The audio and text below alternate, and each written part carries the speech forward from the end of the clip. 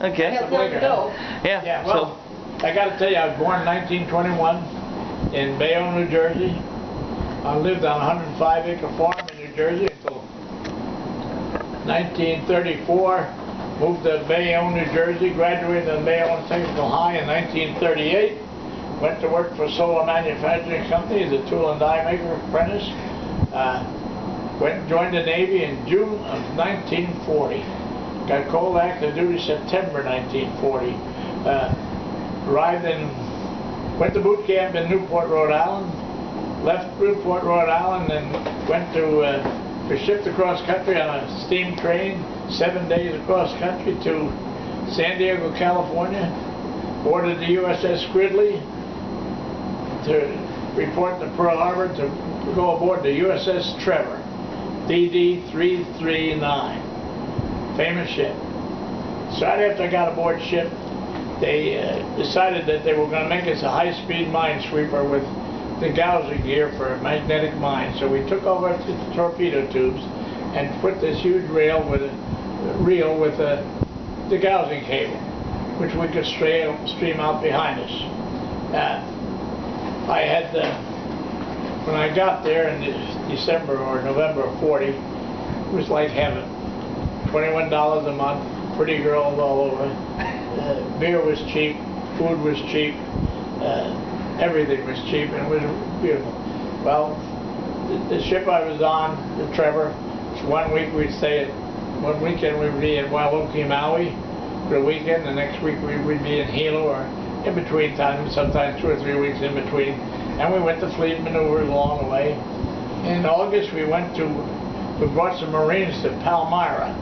I don't know whether anybody knows where Palmyra is, 1,300 miles south of Pearl, almost to the equator.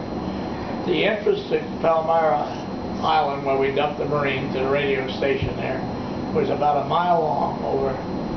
They had to dredge through channel to get to the base. A little narrow canal. Went through, got the Marines off, and came back to Pearl. About 2 weeks before the war started, we were on fleet maneuvers up near Midway. Chase submarines. We always were making contact. A couple of ships dropped depth charges. We now think it was whales, but at that time we thought it was Jap subs. We got back in we picked up 2 men off the USS California on Wednesday afternoon, made a high-speed run into Pearl, knocked them off at the hospital. They both had appendicitis. So we were in the harbor Thursday, got refueled, took on stores, because we were headed to the States on the 8th. We were going to Mayor Island to get new guns, get radar. I went on duty on Saturday morning at 8 o'clock. I'm boat engineer of the captain's gig. That was my best spot there was on the boats at that time. And 1 o'clock in the morning, I made a boat trip to, all day Saturday made boat trips, routine. But on 1 o'clock in the morning, I went to IE landing to pick up the captain, and he was not there. So we came back to ship. I went to sleep, got up at 6 o'clock in the morning because I was going off duty at 8 o'clock. And them days I had to polish the linoleum in the boat, the brass all to be polished, everything had to be just sewed. Waiting for my relief. My relief came aboard the boat about 7:45, both the coxswain and the boat hook and the boat engineer got aboard. And we yat-yatted, do it's normal, we set yat-yat, got the call for colors.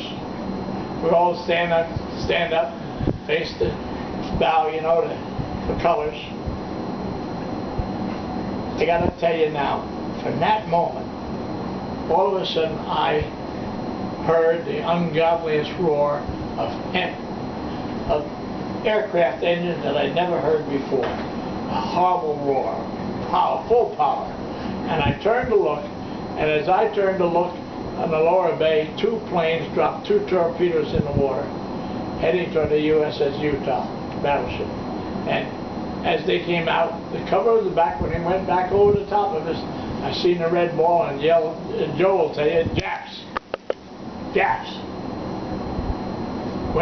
I was a trainer on number 4 gun. I had an E on the gun. and we were getting gun money. I was drawing gun money, and my seat was on the right-hand seat. I had the horizontal motion of the gun, and this gun was built in 1914, believe it or not. 4-inch 51 caliber gun. Hey, how you doing? So all I could do when I got up on my gun station was sit and watch it take place.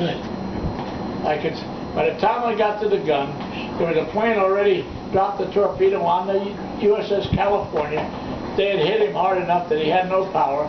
He came across the stern of us, and that was closer than across the street. Right now, I can recognize, I can identify the pilot, even to this day. Oh my. I watched him go down the bay. He tipped the plane like this, put it in the water, got out on the wing. That's the last I saw him, but I know an awful lot more about him. I know who he is, his name, and everything else. But at the same time, another plane, I got back to doing what I was supposed to be doing, watched another plane coming, the right wing of the plane, and when he got to the USS Curtis, he dumped into the hangar curtain on the USS Curtis. About that time, a plane blew up over the top of us. He had dropped the bomb, and when I looked, I saw the bomb come. I could see the bomb coming. Landed about 100 feet astern of it. Never went off. And to this day, I still say that bomb's there. I've told them 100 times that it's there, but they, still listen to anybody. But about that time, somebody said there's a two-man sub, and I could train on this two-man sub coming down the channel. And I watched the Raleigh 6-inch gun go over it. I watched the Medusa's gun go over it, shells go over it, and I watched the Curtis's or the Perry's shell hit it. Now, my location, I was west of Port Island. I was south of the Clipper landing. And to the west of me was the Waipahu sugar mill. Now, I told you about the plane that went down, and that's how I had to locate that plane later on, years later. But about after all this was going on, I got ordered into the whaleboat. Get off that gun. By this time we knew we couldn't shoot. Our machine guns were firing, but I was useless on the gun. So I had to get in the whaleboat. We go leave the Trevor, go down around Fort Island, up past the Arizona, West Virginia, Oklahoma, and California to get the skipper. We took a bunch of officers aboard and back around to the Trevor. While we went past to West Virginia, there was a lot of excitement there. When the Solar's boat was in I could watch a guy struggling in the water, and one of the officers said, "We can help." And we started going in close to him. I watched the guy, the boat engineer of the Solar's boat, jump over the side and get a guy out of the water and help him. We turned around and ordered we get back to the Trevor, which we did. We got back to the Trevor. We were then in Special Sea Detail. That was when we got underway. Okay, still shooting, still planes coming around, and still dropping bombs all over. The shrapnel in the water was like rain. Our curtains, our canvases on the ship and our houses were all stripped from shrapnel falling, our own shrapnel. When we got underway, to go out the channel, Nevada had gone out in front of us, and they were really hammering the Nevada. And we stayed idle in the water, watching them get beat, because we didn't want to get into that. And finally they beached her, and somehow or other St. Louis went out in front of us, and we went in behind the St. Louis and out the harbor. Well, one of the officers I picked up was the skipper of the USS Hovey. Well, after we got out to sea, we put the skipper of the Hovey in a life raft. The Hovey came in behind us, and we drifted him back on a line to get aboard. Well, total confusion aboard ship. We stayed outside the harbor. We made high-speed run. We looked for submarines. Whatever we did, but in this time, my job at that time was in the steering engine room. I took care of steering engine on Special Sea Detail. That was my job. So I'm in the steering engine room till 1 or 2 o'clock in the afternoon, and then we secured this from general quarters, and I went to clipping 50 caliber ammunition together. And we finally got a watch routine, and somebody got some food to us, and I went on watch. Oh, In the meantime, we got a new watch station. A completely new station for everybody. Guns changed it, and I was taken off the gun, and I was made the speaker on the bridge. We had sound power telephones, and I would give command from the captain to the engine room. At 3 o'clock, we turned around and went back in the harbor. Watched all the way around with our cable, our dowsing cable. We were the first ship back in the harbor, around the Fort Island.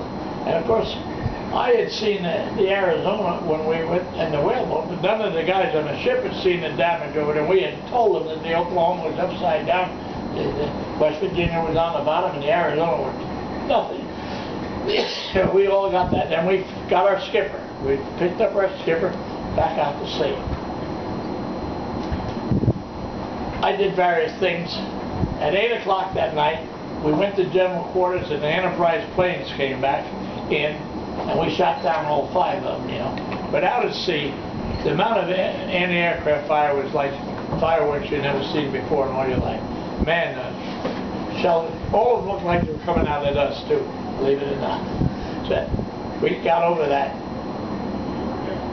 Now I'll go back to the guy I seen on the wing of the plane. The last thing I seen that day was the whaleboat off the USS Montgomery going toward that plane.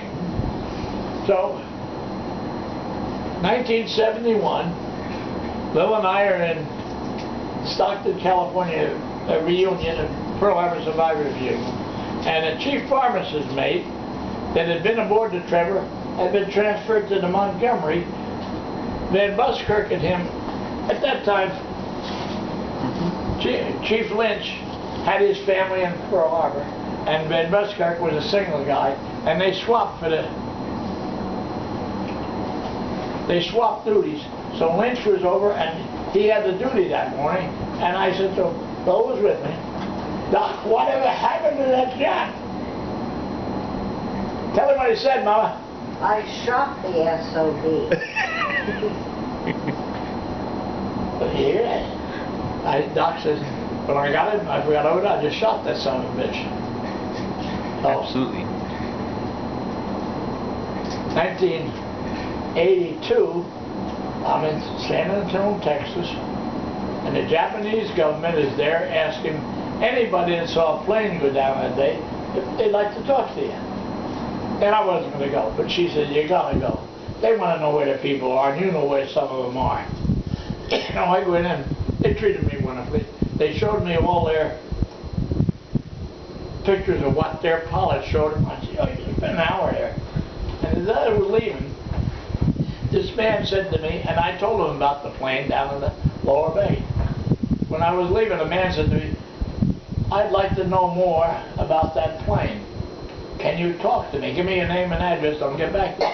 So I go home and I got letters, we still got the letters, asking me what I saw that morning. He sent me a map and he said, from the first time you've seen the plane, all you know about this plane, huh? And that's what I tell you, west of the California, and the Waipahu sugar mill smokestack is west of me. And I'm just south of the landing, the clipper landing. Well, that's taking buoy 31. That gives him an idea. We exchanged a few letters.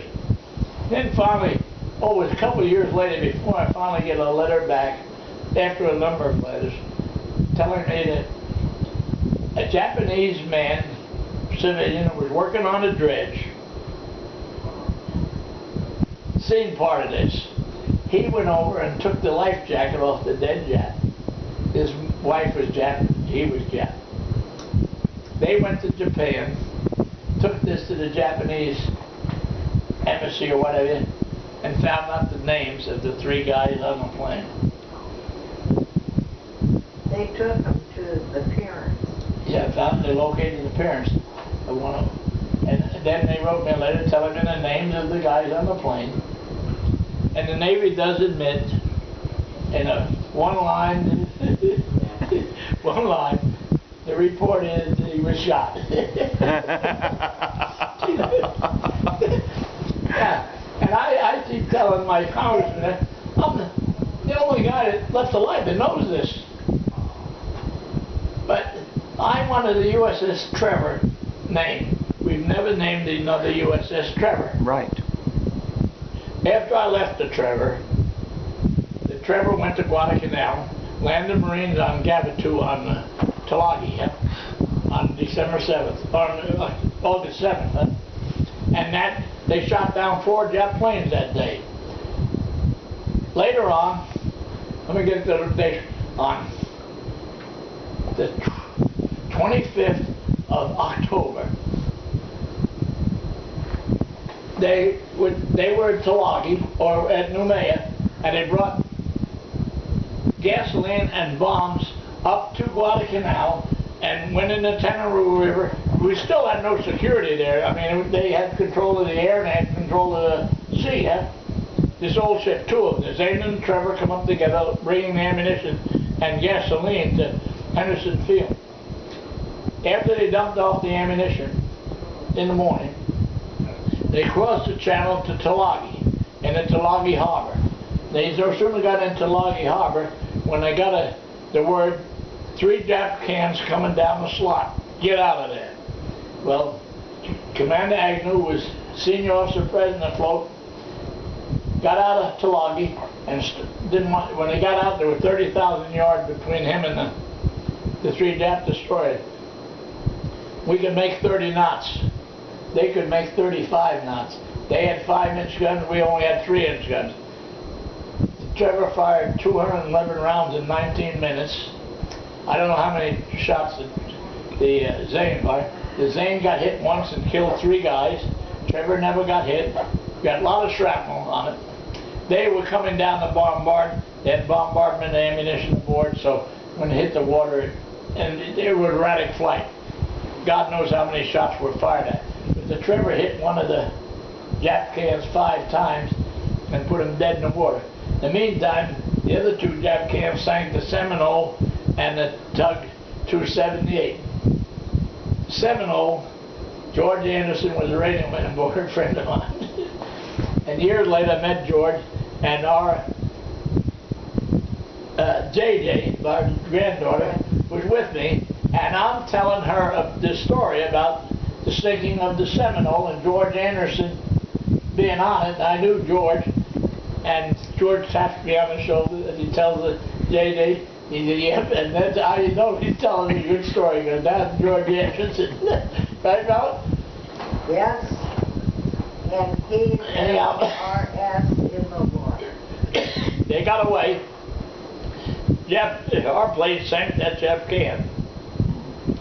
On the 25th of November, in a battle, we sank a Jap battleship thing. Small boy, KRK, I know the name of it. Anyhow, the next day, the Trevor was sent up to look for survivors out of Portland, one of our cruisers that sank that night. And the Trevor came on to 42 Japs in the water. 34 of them stripped and came aboard willingly, and 8 wouldn't. And we did away with them. When I asked our congressmen from Tony Fuquelo here, Gary Condit, Dave Weldon, and now Bill Posey over the years, I need a Trevor. We need another Trevor. And it's Arnie, we don't dare. The media would kill us.